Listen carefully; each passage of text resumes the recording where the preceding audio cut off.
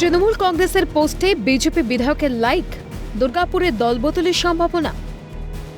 আপাতত এই জল্পনায় জল ঢেলেছেন দুর্গাপুর পশ্চিমের বিজেপি বিধায়ক লক্ষণ ঘরুই। তার সোশ্যাল মিডিয়া অ্যাকাউন্ট হ্যাক করে তৃণমূল কংগ্রেসের কেউ মমতা বন্দ্যোপাধ্যায়ের ছবির পোস্টে থামস আপ দিয়েছে।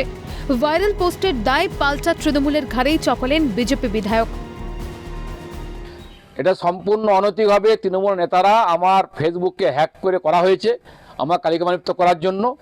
বহুবারও করেছেন, লক্ষণ ঘরুই তৃণমূল যোগদান করছেন। এইভাবে ফেসবুক হ্যাক করে পরে এই জঘন্য যারা কাজ করেছেন তার বিরুদ্ধে আমি থানায় এফআইআর করব। লক্ষণ ঘরুইয়ের রাজনৈতিক জীবনের ইতিহাস বলছে তার ব্যাকগ্রাউন্ড আরএসএস, তারপর থেকেই বিজেপিতে তিনি।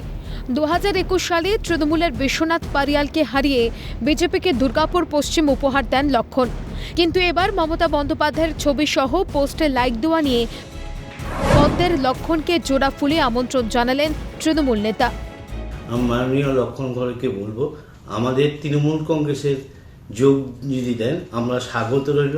আমরা উচ্চ নেতৃত্বের সঙ্গে কথা বলব, আপনি তৃণমূল কংগ্রেসে যোগদান করুন, আপনার পক্ষে ভালো হবে। কারণ আমরা বুঝতে পারছি মমতা বন্দ্যোপাধ্যায়ের পোস্টারে লাইক দেওয়া মানে আপনি বিজেপিকে আর পছন্দ করছেন না। আজকে যিনি তৃণমূলে আছেন কাল তিনি বিজেপিতে যাবেন, কালকে যিনি বিজেপিতে আছেন তিনি তারপর দিন তৃণমূলে। দেখতে পাচ্ছেন না, পশ্চিমবঙ্গের অর্জুন সিং, শুভেন্দু অধিকারী থেকে শুরু করে এই জেলার জিতেন্দ্র তেয়ারি থেকে কাউন্সিলর সব একটার পর একটা লাইন দিয়ে বসে আছে।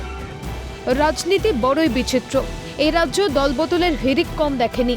তার উপর বিজেপি তৃণমূলের মতো দুটো দল যারা জনতার সামনে সবসময়ই সাপে নেউলে সম্পর্ক প্রদর্শন করেছে। এমন দুই দলের এক নেতার লাইক অপর দলের পোস্টে থাকলে রাজনীতি তো চুপ থাকতে পারে না।